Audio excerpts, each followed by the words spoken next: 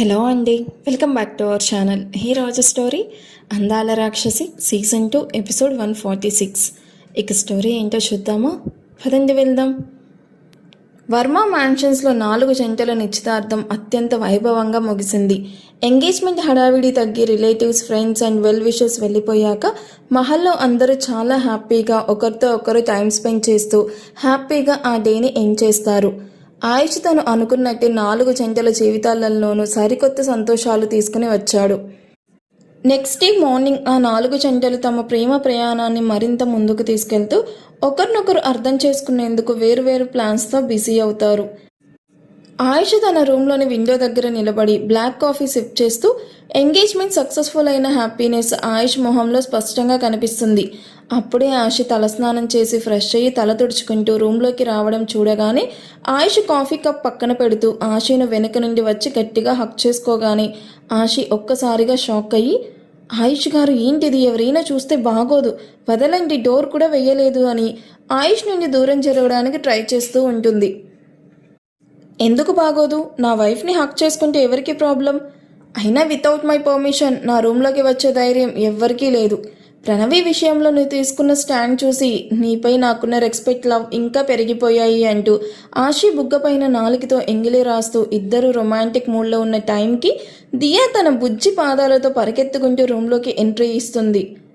Dad, మమ్మ, నన్ను వదిలేసి మీరిద్దరూ హక్ చేసుకుంటున్నారా అంటూ ఇద్దరి మధ్యలోకి వచ్చిన దియాని చూసి ఆయుష్ నవ్వుతూ తనని ఎత్తుకొని, నువ్వు లేకుంటే ఎలా దియాక్క, నువ్వు కూడా జాయిన్ అవ్వు అంటూ ఆయుష్ ఒక చేత్తో దియాను, మరో చేత్తో ఆశిని దగ్గరికి లాక్కొని పర్ఫెక్ట్ ఫ్యామిలీ హక్ చేసుకుంటారు.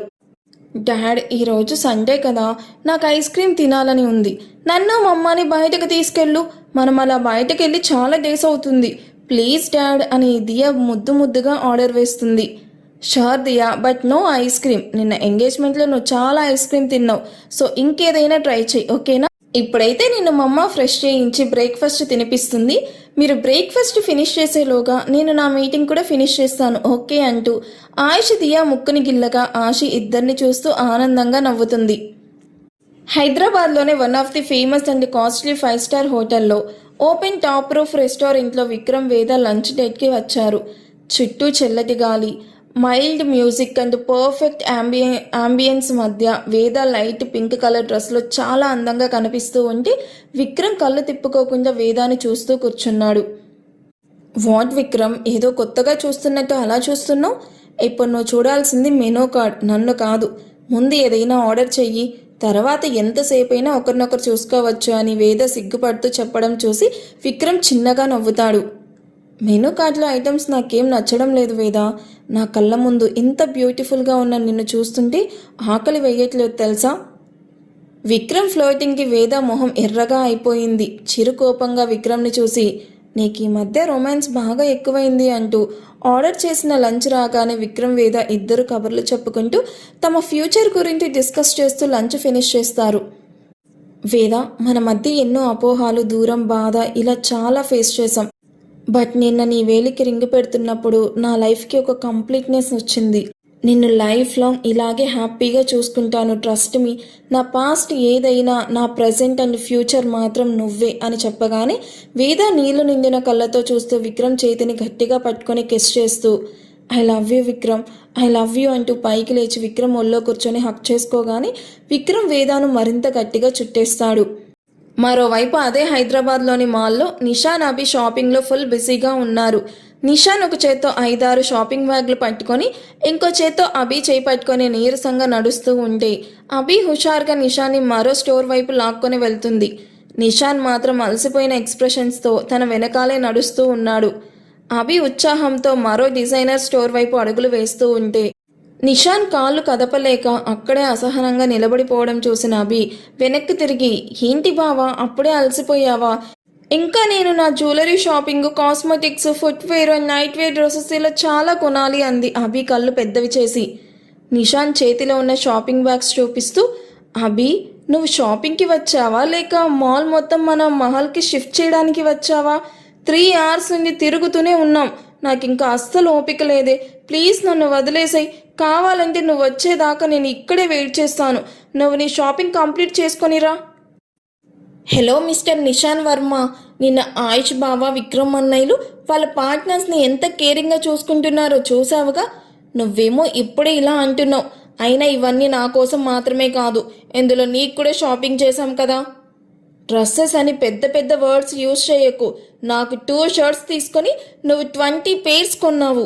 ప్లీజ్ అభి, కాసేపు ఇక్కడైనా కూర్చుందాం, చాలా చిరాగ్గా ఉంది అంటూ నిషాన్ అక్కడే ఉన్న ఒక బెంచ్ మీద బ్యాగ్స్ అన్నీ పెట్టి నీరసంగా కూర్చుండిపోతాడు. అభి నిషాన్ని అలా చూసి మనసులోనే నవ్వుకుంటూ పక్కనే ఉన్న జ్యూస్ స్టాల్కి వెళ్ళి ఒక చల్లటి మాక్టైల్ ఆర్డర్ చేసి తీసుకుని వచ్చి నిషాన్ పక్కనే కూర్చొని ఆ గ్లాస్ని నిషాన్ బుగ్గలకి తాకించగానే ఆ చల్లదనానికి నిషాన్ ఒక్కసారిగా కళ్ళు తెరిచాడు.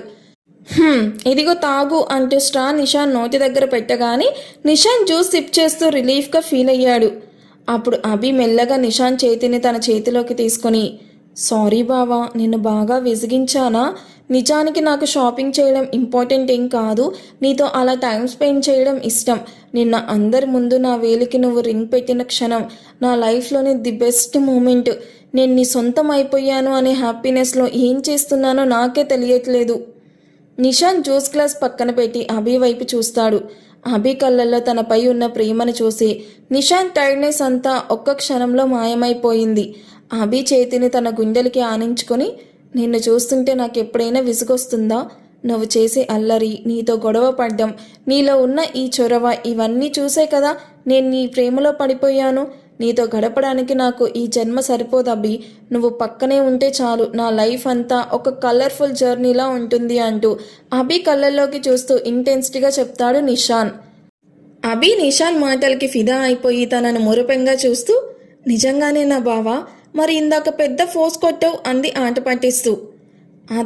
అది జస్ట్ యాక్టింగ్. నాకు కాబోయే భార్య నా మీద ఎంత కేర్ చూపిస్తుందో జస్ట్ టెస్ట్ చేద్దామని అలా చేశాను. చూసావుగా, నేను కొంచెం టైర్డ్ అయిపోగానే నువ్వు ఎంత కష్టపడి జ్యూస్ తెచ్చిచ్చావో అంటూ నిషాన్ కాలర్ ఎగరేస్తూ చెప్తాడు.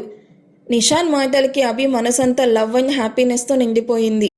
ఒక క్షణం నిషాన్ ప్రేమలో మునిగిపోయిన అభి వెంటనే తన మార్క్ కొంటె నవ్వుతూ, ఓహో మిస్టర్ నిషాన్ వర్మ, నా మీద డైలాగులు బాగానే చెప్తున్నావు, కానీ ఇందాక నా కేర్ని టెస్ట్ చేయడానికి యాక్ట్ చేసా అన్నావు చూడు, నా మీద ప్రయోగాలు చేశావు కాబట్టి షాపింగ్ ఇప్పుడే కంప్లీట్ అవ్వదు, కమాన్ మూవ్ అంటూ అభి చురుగ్గా లేచి నిలబడుతుంది. నిషాన్ ఒక్కసారిగా షాక్ అయ్యి చేతిలో ఉన్న జ్యూస్ గ్లాస్ని అలాగే పట్టుకొని నోరు వెళ్ళబెడతాడు. ఏంటవి, ఇంకా షాపింగా? నీకు దండం పెడతానే తల్లి, సెక్యూరిటీని కూడా వద్దు అన్నావని నేను ఇంకేదో ఎక్స్పెక్ట్ చేస్తే నువ్వు నాకు హెల్ప్ చూపిస్తున్నావు. ఇవాల్టితో నీ షాపింగ్కి ఎండ్ కార్డ్ వేసే అభి, I am so tired. No excuses. నువ్వు చేసిన ప్రయోగానికి ఈ 6 బ్యాగ్స్తో పాటు ఇంకో 6 బ్యాగ్స్ కూడా తోడవ్వాల్సిందే, లేకపోతే నీకు కాబోయే వైఫ్గా అలిగే రైట్ కూడా నాకుంది తెలుసా అంటూ అభి నడుము పైన చేతులు పెట్టుకుని ఆర్డర్ వేస్తుంది. నిషాన్ ఏడుపు మొహం పెట్టుకుని బెంచ్ మీదున్న షాపింగ్ బ్యాగ్స్ అన్నిటినీ మళ్ళీ 2 చేతుల్లోకి తీసుకుంటూ, అసలు ఏ ముహూర్తాన దీనికి ప్రపోజ్ చేశాను, అనవసరంగా దీన్ని లవ్ చేశాను. ఎంగేజ్మెంట్ రోజు కూడా సైలెంట్గా ఉన్నట్టు నటించి ఈ రోజు నా రక్తం తాగుతుంది దెయ్యం అని మనసులోనే తెగ తిట్టుకుంటూ, పైకేమో అమాయకంగా, సరే మహారాణి గారు, మీ వెనకాలే వస్తున్నాను పదండి అంటూ నీరసంగా అడుగులు వేస్తాడు నిషాన్. గుడ్, ఫాలో మీ అంటూ అభి గాగుల్స్ పెట్టుకుంటూ స్టైల్గా నడుస్తూ ఉంటే నిషాన్ ఆ బరువైన బ్యాగ్ని మోస్తూ అభి వెనకాలే ఫాలో అయ్యాడు. నిషాన్ పెడుతూ ఉన్న కామెడీ ఫేస్ ఎక్స్ప్రెషన్స్ మాల్లోని జనాలు చూసి నవ్వుకుంటూ ఉంటుంటే నిషాన్ మాత్రం వాళ్ళ వైపు చూస్తూ ఉడికిపోతూ, నవ్వకండి బ్రదర్స్, రేపు మీ పరిస్థితి కూడా ఇంతే అన్నట్టు చూస్తూ అభిను తిట్టుకుంటూ వెనకాలే ఫాలో అవుతూ ఉంటాడు. ఒక పాపులర్ థియేటర్లో మాస్ హీరో మూవీకి వెళ్ళారు మోహిత్ అండ్ జోషి. థియేటర్ అంతా ఈలలు గోలలతో మారు మోగిపోతుంది. జోషి జీన్స్ అండ్ టాప్ వేసుకొని ఫుల్ ఎనర్జెటిక్గా ఉంటే మోహిత్ చేతిలో పెద్ద popcorn tub and cool drink పట్టుకొని తన సీట్లో సెటిల్ అవుతాడు. హీరో స్క్రీన్ మీద మాస్ ఎంట్రీ ఇవ్వడమే ఆలస్యం. థియేటర్ అంతా ఈలలు గోలలతో ఊగిపోయింది. అంతే జోషి కూడా ఒక్కసారిగా తన సీట్లో నుంచి స్ప్రింగ్ లాగా పైకి లేచి తన బ్యాగ్లో ఉన్న టికెట్స్ని ముక్కలుగా చించేసి ఆ పేపర్స్ని గాల్లో విసురుతూ 2000 నోట్లో పెట్టుకొని కుర్రాళ్ళ కంటే లౌడ్గా విజిల్ వేస్తూ ఒక రేంజ్లో విజిల్ వేస్తుంది. జోషి పక్కనే కూర్చొనున్న మోహిత్ పాప్కార్న్ తింటూ జోషి మాస్ ఎనర్జీని చూసి షాక్ అయ్యాడు. నోటి దగ్గరికి వెళ్ళిన పాప్కార్న్ చేతిలోనే ఉండిపోయింది. చుట్టుపక్కల వాళ్ళు కూడా జోషి వైపు చూసి షాక్ అవ్వడం గమనించిన మోహిత్ మెల్లగా ఆమె చేతిని పట్టుకొని సీట్లోకి లాగాడు. ఓయ్ జోషి, నువ్వు నువ్వేనా, లేక ఏదైనా రౌడీవా? నువ్వు డాక్టర్ అన్న విషయం నీకు గుర్తుందా? నువ్వేంటి ఇలా థియేటర్లో విసిల్ వేయడం అన్నాడు కళ్ళు పెద్దవి చేసి చూస్తూ. జోషి తన జుట్టుని వెనక్కి ముడేస్తూ ఫుల్ యాటిట్యూడ్తో, లుక్ మిస్టర్ మోహిత్, థియేటర్కి వస్తే ఆ కిక్ వేరేలా ఉంటుంది. మాస్ మూవీకి వచ్చి సైలెంట్గా కూర్చుంటే థియేటర్ గాడ్ క్షమించడు. అయినా నీకు విజిల్ వేయడం రాదా ఏంటి? ఉండు, నేను నేర్పిస్తాను అంటూ మోహిత్ వైపు తిరుగుతుంది. నువ్వు నేర్పించడం ఏంటి, నాకొచ్చు అంటూ మోహిత్ కవర్ చేయడానికి ట్రై చేస్తూ ఉంటే, అచ్చా అవునా, సరే అయితే వెయ్యి చూద్దాం అంటున్న జోషిని చూసి మోహిత్ నోటితో విజిల్ వేస్తాడు. బట్ అది సౌండ్ రాలేదు. అది చూసిన జోషి గట్టిగా నవ్వి, రాదు కదా, ముందు నోరు తెరు, నీ 2 వేళ్లతో ఇలా లోపలికి పెట్టు అంటూ మోహిత్ 2 వేళ్ళని పట్టుకొని మోహిత్ నోట్లో పెట్టబోయింది. అది చూసిన మోహిత్ ఒక్కసారిగా వెనక్కి జరిగి, అమ్మో వద్దు బాబోయ్, నీతో లైఫ్ లాంగ్ అస్సలు బోర్ కొట్టేదా అని ఇప్పుడే అర్థమైంది. నువ్వు ఎలా ఉంటే అలాగే నాకు ఇష్టం, నన్ను ఇలాగే బ్రతకనివ్వు అంటూ టేబుల్స్ టర్న్ చేస్తూ ప్లేట్లోని పాప్కార్న్ని తీసి జోషి నోట్లో పెడతాడు మోహిత్. జోషి ఆ పాప్కార్న్ని నములుతూ మోహిత్ ఫేస్ చూసి మురిపెంగా నవ్వుతూ ఉంటే మోహిత్ జోషి కళ్ళల్లోకి చూస్తూ, నిజం చెప్పనా జోషి, నీలో ఉన్న ఈ వైల్డ్ క్రేజీ యాంగిల్ నాకు బాగా నచ్చేసింది అంటూ లవబుల్గా జోషి చెంపను టచ్ చేస్తూ చెప్తాడు. మోహిత్ మాటలకి జోషిలో అప్పటి వరకు ఉన్న మాస్ యాంగిల్ మాయమైపోయి సిగ్గు వచ్చి చేరుతుంది. దాంతో జోషి నవ్వుతూ మెల్లగా మోహిత్ భుజం పైన తలవాల్చగాని మోహిత్ తన చేతిని జోషి భుజం చుట్టూ వేసి జోషిని తన వైపుకి మరింత దగ్గరగా లాక్కున్నాడు. చుట్టూ సినిమా సౌండ్స్, విజిల్స్ వినిపిస్తూ ఉన్న ఒకరినొకరు హత్తుకొని కూర్చున్న ఆ ఇద్దరి మనసులు మాత్రం చాలా ప్రశాంతంగా ప్రేమతో ఒకటయ్యాయి. మున్నా తన రాయల్ ఎన్ఫీల్డ్ బైక్ మీద కూర్చొని హ్యాండిల్ పైన చేతులు వేసి మహల్ మెయిన్ పార్టికోలో వెయిట్ చేస్తూ ఉన్నాడు. అతని గుండెల్లో ఒకటే టెన్షను. అసలే ప్రణవి కృష్ణదేవ్ వర్మ కూతురు. ఎప్పుడూ లగ్జరీ కార్లలో ఏసీ కిందే ఉండే తన బైక్ ఎక్కుతుందా అని, తనతో వస్తుందా అని మున్నా ఆలోచిస్తూ ఉండగానే ప్రణవి మెల్లగా నడుచుకుంటూ పార్టికో వైపు వస్తుంది. ప్రణవిని చూడగానే మున్నా కళ్ళు ఒక్క క్షణం అలాగే నిలిచిపోయాయి. ఎప్పుడు డిజైనర్ కాస్ట్లీ డ్రెస్సెస్లో ఉండే ప్రణవి ఈరోజు చాలా సింపుల్గా ఉన్న వైట్ అండ్ స్కై బ్లూ కాంబినేషన్లో కుర్తీ వేసుకుంది. ఎలాంటి మేకప్ లేకుండా జుట్టుని ఫ్రీగా వదిలేసి మొహాన చిన్న బిందీ పెట్టుకొని మెడలో సింపుల్గా చైన్తో చాలా అందంగా ఉంది. ఆమె నడకలో కానీ చూపుల్లో కానీ పాత అహంకారం ఎక్కడ కనిపించడం లేదు. కేవలం ఒక చిరునవ్వు మాత్రమే కనిపిస్తుంది. ప్రణవి మున్నా దగ్గరికి వచ్చి పెదాలపైన ఒక చిన్న నవ్వుతో, హాయ్ మున్నా, చాలాసేపటి నుంచి వెయిట్ చేస్తున్నావా? అవును, ఇప్పుడు ఎక్కడికి వెళ్తున్నాం మనం అని చాలా సాఫ్ట్ వాయిస్తో అడుగుతుంది. మున్నా బైక్ దిగి తన జుట్టుని సరిచేసుకుంటూ కాస్త మొహమాటంగా, అదేం లేదు ప్రణవి, ఇప్పుడే వచ్చాను. నువ్వు ఎప్పుడు ఏసీ కార్లలోనే తిరుగుతావు కదా, పొల్యూషన్ ఎండ అలవాట్లేదు నీకు, అందుకే అడుగుతున్నాను. ఈరోజు నాతో ఈ బైక్ మీద లాంగ్ డ్రైవ్కి వస్తావా? సిటీ అవుట్కట్స్ వైపు ప్రశాంతంగా ఉండి హైవే వైపు వెళ్దామంటున్న మున్నా కళ్ళల్లోకి చూస్తూ, నువ్వు ఎక్కడికి తీసుకెళ్తే అక్కడికి వస్తాను మున్నా. నాకు కార్ల కంటే నీ వెనక ఈ బైక్ మీద ప్రయాణమే ఎక్కువ సంతోషాన్ని ఇస్తుంది అంటూ మెల్లగా బైక్ వెనక సీట్లో కూర్చుంటుంది. ప్రణవి మాటలకి మున్నా మనసు ఉప్పొంగిపోయింది. హుషారుగా బైక్ స్టార్ట్ చేసి సిటీ రోడ్డు మీదకి హైవే వైపు స్పీడ్ పెంచాడు. ప్రణవి అలా మారిపోయింది అంటే డైజెస్ట్ చేసుకోవడం చాలా కష్టంగా ఉంది. మీ అందరికీ కూడా అలానే అనిపిస్తుందా? మీకేమనిపిస్తుందో కామెంట్ చేయండి. వీడియో మీకు నచ్చితే ప్లీజ్ లైక్ చేసి హైప్ ఇవ్వడం అస్సలు మర్చిపోవద్దు. Thank you for watching. Bye.